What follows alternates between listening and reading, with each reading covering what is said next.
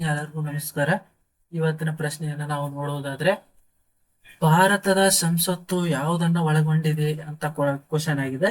ಈ ಪ್ರಶ್ನೆ ಏನಂತಂತಂದ್ರೆ, ನೋಡೋದಕ್ಕಿಂತ ಮುಂಚೆ ಸಂಸತ್ತು ಅಂತಕ್ಕಂಥ ಪದವನ್ನ ನಾವು ನೋಡ್ಬೇಕಾಗುತ್ತೆ. ಈ ಸಂಸತ್ತು ಅಂತಂತಂದ್ರೆ ಇಂಗ್ಲಿಷ್ ನಲ್ಲಿ ಪಾರ್ಲಿಮೆಂಟ್ ಅಂತ ಕರಿತೀವಿ. ಈ ಪಾರ್ಲಿಮೆಂಟ್ ಸಿಸ್ಟಮ್ ಅನ್ನ ನಾವು ಯಾವ ದೇಶದಿಂದ ಎರವಲು ಪಡೆದುಕೊಂಡ್ವಿ ಅಂತಂದ್ರೆ, ಅದು UK ಅಂದ್ರೆ ಯುನೈಟೆಡ್ ಕಿಂಗ್ಡಮ್ ಅಂತಕ್ಕಂಥದ್ದು. ಅಂದ್ರೆ ಇಂಗ್ಲೆಂಡ್ ಇಂದ ನಾವು ಇದನ್ನ ಎರವಲನ್ನ ಪಡೆದುಕೊಂಡಿವಿ. ಇದು ಯಾವ ಮೂರು ಭಾಗಗಳ ಒಂದು ಏನಂತಂದ್ರೆ ಸಮ್ಮಿಲನವಾಗಿದೆ ಅಂತ ಕೇಳ್ತಾರೆ. ಒಂದು ಲೋಕಸಭೆ, ನಂತರ ಏನಂತಂದ್ರೆ ರಾಜ್ಯಸಭೆ, ನಂತರ ಭಾರತದ ರಾಷ್ಟ್ರಪತಿಯನ್ನ ಒಳಗೊಂಡಿದೆ. ಈ ಮೂರನ್ನ ಒಳಗೊಂಡಿರೋದಕ್ಕೆ ನಾವೇನಂತ ಕರಿತೀವಿ? ಭಾರತದ ಸಂಸತ್ತು ಅಂತ ಕರಿತೀವಿ. ಈ ಸಂಸತ್ತು ಎಷ್ಟನೇ ವಿಧಿಯಲ್ಲಿ ಉಲ್ಲೇಖ ಇದೆ ಅಂತ ಕೇಳ್ತಾರೆ? 79ನೇ ವಿಧಿಯಲ್ಲಿ ಉಲ್ಲೇಖ ಇದೆ. ಇನ್ನ ಈ ಲೋಕಸಭೆ, ರಾಜ್ಯಸಭೆ ಮತ್ತೇನಂತಂದ್ರೆ ಆ ಭಾರತದ ರಾಷ್ಟ್ರಪತಿ ಯಾವ್ಯಾವ ವಿಧಿಯಲ್ಲಿ ಉಲ್ಲೇಖಗಳಿದಾವೆ ಅಂತಂತಂದ್ರೆ ಸರಳ ಅಂತಕ್ಕಂಥ ಸೂತ್ರದ ಮೂಲಕ ನೆನ್ಪಿಡ್ಬೋದು. ಅಂತಂತಂದ್ರೆ ಸಂಸತ್ತು 79, ನಂತರ ಅಂದ್ರೆ ರಾಜ್ಯಸಭೆ, ಇದು ಎಷ್ಟನೇ ವಿಧಿಯಲ್ಲಿ ಅಂತಂತಂದ್ರೆ 80, ನಂತರ ಅಂತಂತಂದ್ರೆ ಲೋಕಸಭೆ, ಇದು ಎಷ್ಟನೇ ವಿಧಿಯಲ್ಲಿ ಅಂತಂತಂದ್ರೆ 81ನೇ ವಿಧಿಯಲ್ಲಿ ಉಲ್ಲೇಖ ಇದೆ. ಇವು ಮೂರನ್ನ ಸೇರಿ ನಾವು ಭಾರತದ ಸಂಸತ್ತು ಅಂತ ಕರಿತೀವಿ. ಹೌದಾ? ನಂತರ ಭಾರತದ ಸಂಸತ್ತು ಅಂತ ನೋಡಿದಾಗ ನಾವ್ ಇಲ್ಲಿ ಏನಾಗ್ತದೆ ಅಂತಂತಂದ್ರೆ, ಭಾರತದ ಸಂಸತ್ತು, ಈ ಸಂಸತ್ತು ಭವನ ಇದೆ. ಭಾರತದಲ್ಲಿ ಭಾರತದ ಸಂಸತ್ ಭವನ ಇದೆ.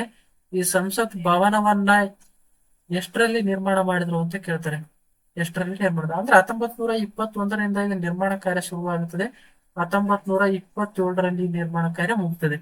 ಇನ್ನ ಇದರ ಶಿಲ್ಪಿ ಯಾರು ಅಂತ ಕೇಳ್ತಾರೆ? ಎಡ್ವಿನ್ ಲೂಟಿಯನ್ಸ್ ಅಂತಕ್ಕಂಥವ್ರು. ಯಾರು? ಎಡ್ವಿನ್ ಯಾರು? ಎಡ್ವಿನ್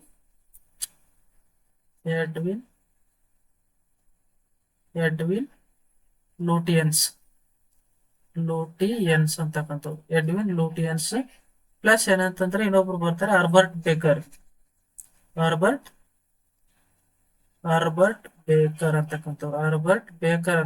ಇಬ್ರು ಸೇರಿ ಏನ್ ಮಾಡ್ತಾರೆ ಅಂತಂದ್ರೆ ಭಾರತದ ಸಂಸತ್ ಭವನವನ್ನ ನಿರ್ಮಾಣ ಮಾಡ್ತಾರೆ ಅಂತಕ್ಕಂಥದ್ದು. ನಂತರ ಇದು ಯಾವ ಒಂದು ದೇವಾಲಯದ ಒಂದು ಶೇಪ್ ಅನ್ನ ಅಂದ್ರೆ ಆಕಾರವನ್ನ ಹೋಲ್ತದೆ ಅಂತ ಕೇಳ್ತಾರೆ. ಶೇಪ್, ಆಕಾರ ಯಾವ ಆಕಾರದಲ್ಲಿದೆ ಅಂತ ಕೇಳ್ತಾರೆ. ಈ ಒಂದು ಭಾರತ ಸಂಸತ್ ಭವನಕ್ಕೆ ಮೂಲ ಆಕಾರ ಯಾವ್ದು ಅಂತಂದ್ರೆ ಚೌಸತ್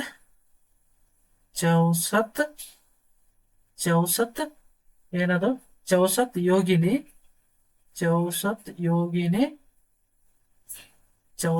ಯೋಗಿನಿ ಟೆಂಪಲ್, ಮೊನೇರಾ ಅಂತಕ್ಕಂಥದ್ದು. ಮೊನೇರಾ ಟೆಂಪಲ್ ಅಂತಕ್ಕಂಥದ್ದು ಏನಂತಂದ್ರೆ ಈ ಒಂದು ಸಂಸತ್ ಭವನಕ್ಕೆ ಒಂದು ಏನಂತಂದ್ರೆ ಮೂಲ ಆಕಾರ ಅಂತಕ್ಕಂಥದ್ದನ್ನ ಹೇಳ್ಬೋದು. ನಂತರ ಏನಂತಂತಂದ್ರೆ ಈ ಸಂಸತ್ ಭವನ, ಹಳೆ ಸಂಸತ್ ಭವನ ಏನಾಗಿದೆ ಅಂತಂತಂದ್ರೆ ಈಗ ಹೊಸ ಹೆಸರನ್ನ ಪಡೆದುಕೊಂಡಿದೆ. ನ್ಯೂ ನೇಮ್ ಅಂತಕ್ಕಂಥದ್ದು ಹೊಸ ಹೆಸರು. ಅದ್ರ ಹೆಸರು ಏನಂದ್ರೆ ಸಂವಿಧಾನ ಸದನ ಅಂತಕ್ಕಂಥ ಸಂವಿಧಾನ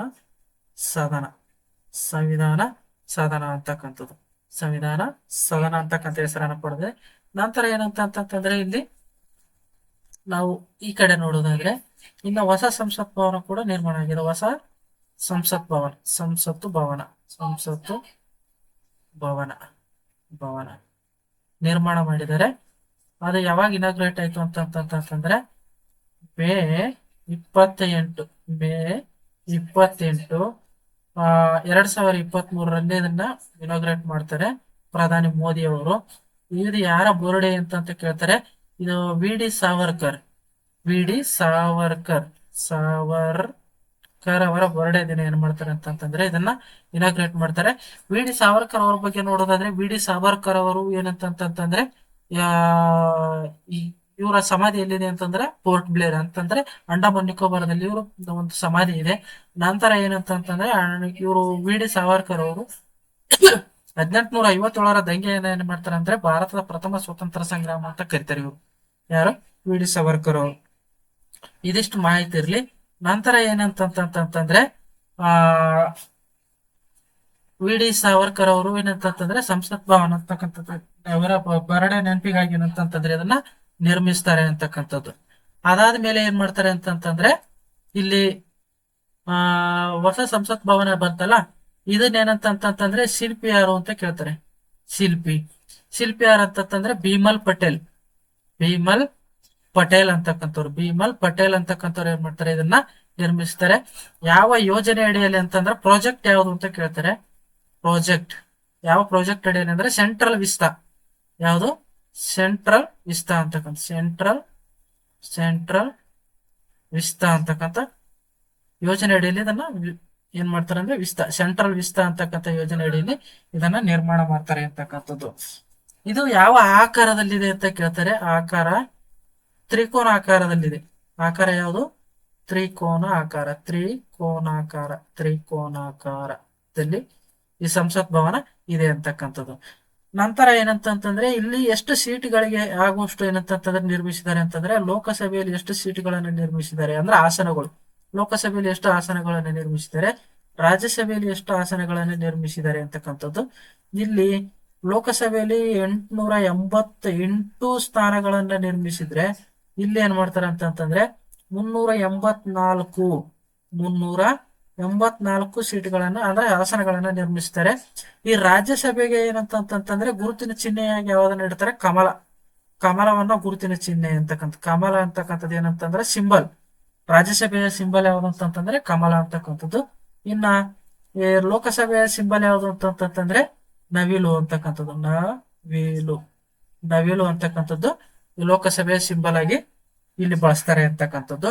ನಂತರ ಈ ಲೋಕಸಭೆ ಮತ್ತು ರಾಜ್ಯಸಭೆಯಲ್ಲಿ ನಾವು ಇಲ್ಲಿ ನೋಡೋದಾದ್ರೆ, ಲೋಕಸಭೆಯಲ್ಲಿ ಏನ್ ಮಾಡ್ತಾರೆ ಅಂತಂದ್ರೆ ಲೋಕಸಭೆ ಮತ್ತು ರಾಜ್ಯಸಭೆ ಇವೆರಡರಲ್ಲಿ ಏನ್ ಮಾಡ್ತಾರೆ ಅಂತಂದ್ರೆ ಈ ಎಸ್ಸಿ ಮತ್ತು ಎಸ್ಟಿಗೆ ಸ್ಥಾನಗಳನ್ನ ಮೀಸಲಿಟ್ಟಿದ್ದಾರೆ. ಎಸ್ಸಿ ಮತ್ತು ಎಸ್ಟಿಗೆ ಸ್ಥಾನಗಳನ್ನ ರಾಜ್ಯಸಭೆ ಅಲ್ಲದ ವಿಧಾನಸಭೆಯಲ್ಲಿ ಇಲ್ಲಿ ಎಸ್ಸಿ, ಇಲ್ಲಿ ಎಸ್ಟಿ ಇವೆರಡಕ್ಕೂ ಏನಂತಂದ್ರೆ ಇದು ಸ್ಥಾನಗಳನ್ನ ಮೀಸಲಿಟ್ಟಿದ್ದಾರೆ. ಎಸ್ಸಿಗೆ ಏನಂತಂದ್ರೆ ಲೋಕಸಭೆಯಲ್ಲಿ ಎಷ್ಟು ಮೀಸಲಿಟ್ಟಿದ್ದಾರೆ ಅಂತಂತಂದ್ರೆ ಇಲ್ಲಿ ಎಷ್ಟು 84 ಸ್ಥಾನಗಳನ್ನು ಮೀಸಲಿಟ್ಟಿದ್ದಾರೆ. ಇಲ್ಲಿ ಎಷ್ಟು ಇಟ್ಟಿದ್ದಾರೆ ಅಂತಂದ್ರೆ 47 ಸ್ಥಾನಗಳನ್ನ ಎಸ್ಟಿಗೆ ಮೀಸಲಿಟ್ಟಿದ್ದಾರೆ. ಇನ್ನ ವಿಧಾನಸಭೆಯಲ್ಲಿ ಎಷ್ಟು ಇಟ್ಟಿದ್ದಾರೆ ಅಂತಂತಂದ್ರೆ 36 ಸ್ಥಾನಗಳನ್ನ ಎಸ್ಸಿಗೆ ಇಟ್ಟಿದ್ದಾರೆ. ಎಸ್ಟಿಗೆ ಎಷ್ಟು ಇಟ್ಟಿದ್ದಾರೆ ಅಂತಂದ್ರೆ 15 ಸ್ಥಾನಗಳನ್ನ ಎಸ್ಟಿಗೆ ಇಟ್ಟಿದ್ದಾರೆ ಅಂತಕ್ಕಂಥದ್ದು, ಮೀಸಲು ಸ್ಥಾನಗಳನ್ನ. ಇನ್ನ ಈ ಎಸ್ಸಿ ಎಷ್ಟಿದೆ ಏನಂತಂದ್ರೆ ಇತ್ತೀಚೆಗೆ ಬಹಳಷ್ಟು ನ್ಯೂಸ್ ನಲ್ಲಿ ಇರೋದ್ರಿಂದ ಈ ಕ್ಯಾಸ್ಟ್ ಸೆನ್ಸಸ್ ಕೂಡ ಏನಂತಂದ್ರೆ 2027ರಲ್ಲಿ ಆಗಕೈತೆ ಕ್ಯಾಸ್ಟ್ ಸೆನ್ಸಸ್. ಸೊ ಅದಕ್ಕೆ ಏನಂತಂದ್ರೆ ಇದನ್ನ ನೆನ್ಪಿಟ್ಕೋಬೇಕಾಗುತ್ತ. ನಂತರ ಈ ಎಸ್ಸಿ ಏನಂತಂದ್ರೆ ಎಸ್ಸಿಯಲ್ಲಿ ಸಬ್ ಕಾಸ್ಟ್ ಅಂತಕ್ಕಂಥದನ್ನ ಮಾಡಿದ್ರು. ಈಗ ಏನಂತಂದ್ರೆ ABC ಅಂತಕ್ಕಂಥದ್ದು ಈ ಮೂರನ್ನ ಮಾಡಿದ್ರಲ್ಲ, ಇದರಲ್ಲಿ ಏನಂತಂದ್ರೆ ಹೇಗೆ ಎಷ್ಟು ಕೊಟ್ಟರು ಮೀಸಲಾತಿ ಅಂತ ಕೇಳ್ತಾರೆ. ಯಾವ ಒಂದು ಸಮಿತಿಯ ಅಂತಂದ್ರೆ ನಾಗಮೋಹನ್